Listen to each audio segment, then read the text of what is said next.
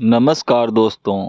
राहु का नाम आते ही डर सताने लगता है। राहु का स्वभाव भी ऐसा ही है। ज्योतिष शास्त्र में राहु को सबसे अप्रत्याशित फल देने वाला ग्रह बताया गया है। मान्यता है कि इस ग्रह को समझना बहुत ही मुश्किल है। क्या है इस ग्रह की खासियत? ज्योतिष में आखिर क्यों कहा जाता है राहु को सबसे रहस्यमय ग्रह? पाप ग्रह राहु से जुड़ी कुछ रोचक और विशेष बातें आइए जानते हैं इस वीडियो में। विज्ञान की नजर से समझते हैं कि सौर मंडल में आखिर राहु की स्थिति क्या है। पृथ्वी की कक्षा का परिक्रमा और चंद्रमा की कक्षा का परिक्रमा जहां पर एक दूसरे को काटते हैं उसी स्थान पर राहु माना गया है। इसे दूसरे तरह से भी समझ सकते हैं। जब दो बल मिलते हैं और एक दूसरे को काटते हैं या टकराते हैं तो एक नई शक्ति की उत्पत्ति होती है। इसे बल भी कह सकते हैं। इस नए बल की तीव्रता दोनों बलों से भी अधिक होती है। मान्यता है कि प्राचीन काल में कटाव बिंदु पर एक विस्फोट की स्थिति पैदा हुई थी, जिससे एक विशाल ऊर्जा पैदा हुई जो हजारों किलोमीटर फैल गई और एक विशाल पुंज के रूप में ग्रह की उत्पत्ति हुई। इसे राहु ग्रह कहा गया है। ये तीव्र ऊर्जाओं का क्षेत्र है। इसका कोई धरातल रंग नहीं है और ना ही इसमें कोई तत्व है। अब बात करें ज्योतिष शास्त्र में राहु की स्थिति का वर्णन, तो राहु ज्योतिष शास्त्र में विस्तार से वर्णन मिलता है। पुराणों में राहु को वृत्ताकार बताया गया है। इसका कोई पिंड नहीं है। आकाश मंडल के एक निश्चित स्थान के सूचक के भाग या संपात को राहु और दूसरे भाग को केतु माना गया है। इसके साथ ही राहु एक छाया ग्रह है।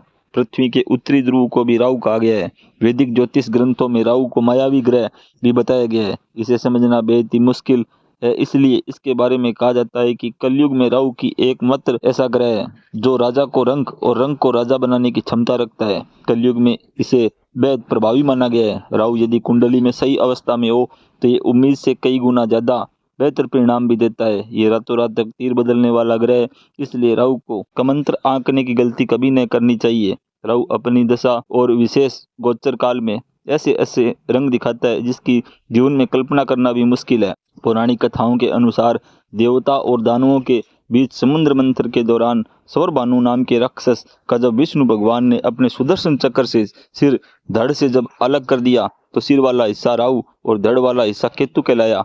वहीं श्रीमद् भागवत पुराण के मुताबिक महर्षि कश्यप की पत्नी धनु ने एक पुत्र को जन्म दिया जिसका नाम विप्रचित रखा गया। इसका विवाह हिरण्यकश्यप की बहन सिंगिका से हुआ। राहु सिंगिका का पुत्र भी है। इस कारण राहु को सिंह के भी कहा गया है। इसके अतिरिक्त राहु का वर्णन ऋग्वेद में भी मिलता है। विष्णु पुराण के पहले अंश में भी इसका उल्लेख मिलता है।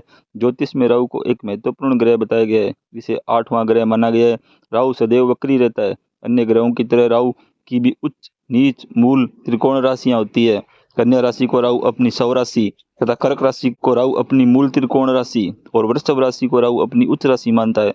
इसके अलावा ऋषियों के मतांतर में मिथुन राशि को भी राहु की उच्च राशि माना गया है। वहीं वृश्चिक राशि में नीच का बतलाया गया है। राहु बुध और शुक्र तथा शनि को अपना मित्र और सूर्य और चंद्रमा को अपना शत्रु मानता है। इसके अलावा मंगल और गुरु इससे समभाव रखते हैं। राहु हमेशा खराब फल ही देता है ऐसा नहीं है। राहु के बारे में एक बात और जान ले, जब ये अच्छे फल देने पर आता है तो कोई भी ग्रह इसकी बराबरी नहीं कर पाता है। ये रातों रात किस्मत चमकाने वाला ग्रह है। ये कंकड़ को भी हीरे की कनी बना सकता है और हीरे को मिट्टी में मिलाने की क्षमता रखता है। कहने का अर्थ है राहु शुभ अशुभ दोनों तरह के फल प्रदान करता है। कुंडली में इसकी स्थिति और मनुष्य के कर्मों के आधार पर ही राहु फल प्रदान करता है। यदि किसी व्यक्ति की कुंडली में राहु ग्रह उच्च के हो तो यह व्यक्ति का भाग्य भी बदल सकते हैं। ऐसा व्यक्ति आध्यात्मिक क्षेत्र में सफलता प्राप्त करता है। राहु ग्रह अपने मित्र ग्रहों के साथ बलवान होते हैं। इसके विपरीत यदि कुंडली में राहु की स्थिति कमजोर है तो वह व्यक्ति को परेशान करने वाली होती है और उसे किसी भी चीज में अच्छे परिणाम प्राप्त नहीं होते हैं। ज्योतिष शास्त्र मानता है कि यदि किसी व्यक्ति की कुंडली में राहु 11वें घर में हो तो वह अत्यंत शुभ होता है। ऐसा माना जाता है कि इस स्थिति में राहु ग्रह अपने जातक को धन लाभ करवाते हैं। इसके अलावा मान सम्मान और उनकी इच्छाओं की पूर्ति भी करवाते हैं। शास्त्र के अनुसार मकर लगन में जन्म लेने वाले जातकों के लिए राहु अत्यंत लाभकारी माने जाते हैं। वहीं अगर उस समय बृहस्पति 12वें घर में हो तो राहु और भी ज्यादा शुभ फल देते हैं। लेकिन शास्त्र में इस स्थिति में बृहस्पति की दशा को खराब माना गया है। इसी प्रकार यदि किसी व्यक्ति की कुंडली में राहु ग्रह 10वें 11वें और 5वें स्थान पर हो तो उस व्यक्ति के लिए शुभ स्थिति मानी जाती है। तथा राहु ग्रह किसी व्यक्ति की कुंडली के 6ठे भाव में हो तो यह भी शुभ फल देने वाले होते हैं। शास्त्र के अनुसार ऐसी स्थिति सभी तरह की परेशानियों से राहत दिलाने वाली होती है। इसी प्रकार ज्योतिष जानकारी के लिए चैनल को लाइक और सब्सक्राइब करें। ओम नमः शिवाय।